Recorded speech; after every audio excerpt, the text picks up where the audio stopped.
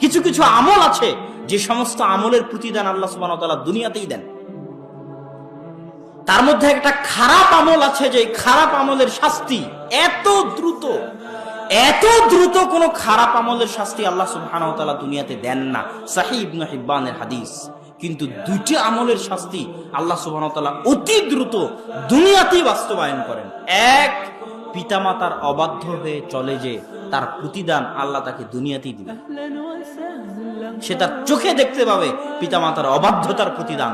হয় তার সন্তান তার অবাধ্য হয়ে যাবে, ও যদি ওর বাপকে বৃদ্ধাশ্রমে রেখে আসে তো ওর সন্তান ওকে বৃদ্ধাশ্রমে রেখে আসবে।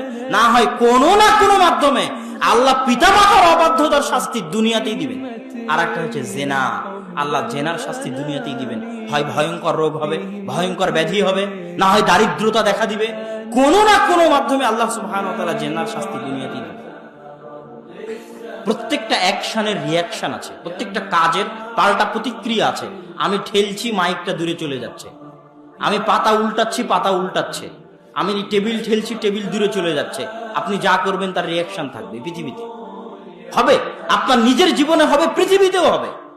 যখন ঈসা এবং ইমাম মাহদী আসবেন, 7 বছর আদল ন্যায় পরায়ণের শাসন যখন দুনিয়াতে কায়েম করবেন, তখন একটা গরুর দুধ খাবে একটা গ্রাম, একটা বংশ, একটা ডালিম খাবে একটা গ্রাম, একটা বংশ। কেন?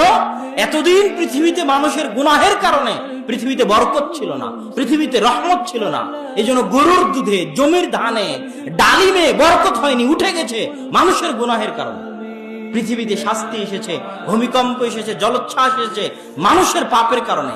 কিন্তু যখন তারা ন্যায় পরায়ণতার শাসন কায়েম করবেন, মানুষ যখন আল্লাহর জিকির আজকার করবে, তখন জমিন তার সব রহমতের দরজা, সব বরকতের দরজা উন্মোচন করে দেবে।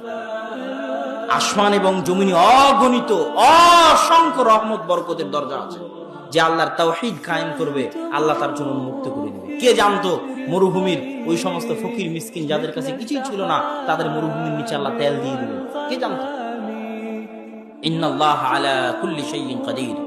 সম্মানিত উপস্থিতি, তো আমরা আলোচনা করছিলাম যে একজন মানুষ, আল্লাহ সুবহানাহু ওয়া তাআলা মানুষকে পৃথিবীতে আবাসা এমনি সৃষ্টি করেন।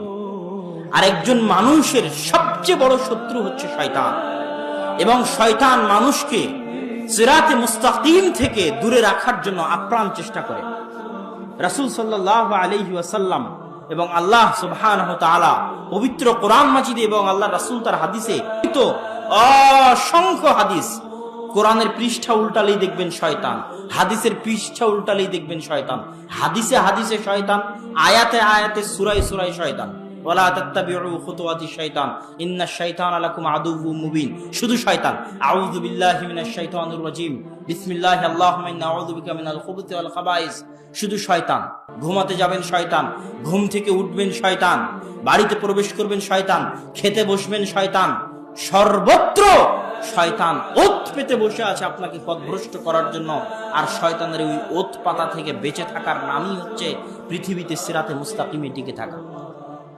রাসূল সাল্লাল্লাহু আলাইহি ওয়াসাল্লাম একটা বাস্তব উদাহরণ দিয়েছেন হাদিসের মাধ্যমে, যে মানুষ যখন ফজরের সময় ঘুমিয়ে থাকে, তখন শয়তান মানুষের কাঁধের কাছে গিয়ে বলে, নাম নাম ফারকুদ ইন্না লাইলাকা তাবিল। ঘুমিয়ে থাকো, রাত অনেক লম্বা, অনেক লম্বা রাত। তার ঘাড়ের কাছে শয়তান 3টে গিট দেয়। এটা আল্লাহ রাসূলের হাদিস। আপনি হয়তো মনে করতেছেন এত শীতের মধ্যে, ল্যাপের মধ্যে এত আরাম, এত মজা, কিন্তু আসলে এটা আপনার কাছে মনে হচ্ছে আরাম মজা, কিন্তু আসলে এটা শয়তান আপনাকে মনে করাচ্ছে। এটা যখন আপনি বুঝতে পারবেন, তখন সঠিক রাস্তায় আসতে পারবেন। আর যখন মনে করবেন আপনার নিজের আরাম, নিজের মজা, নিজের আয়েশ, তখন আর আসতে পারবেন না। যে গেম নিজের মজার জন্য খেলছেন, যে গান নিজের আরামের জন্য শুনছেন, এটা আসলে শয়তান শোনাচ্ছে। এই কান, এই চোখ, এই নাক, এগুলো প্রত্যেকটা হচ্ছে শয়তানের আক্রমণের রাস্তা। শয়তান মানুষের উপর আক্রমণ করে। এই চোখ দিয়ে শয়তান ওই জিনিস দেখাবে যেই জিনিস আল্লাহ পছন্দ করেন। এই কান দিয়ে শয়তান ওই জিনিস শোনাবে যেই জিনিস শোনা আল্লাহ পছন্দ করেন না। এটা শয়তানের আক্রমণের রাস্তা। এই কান দিয়ে গান শুনবে, গান দিয়ে আঘাত করবে হৃদয়ে।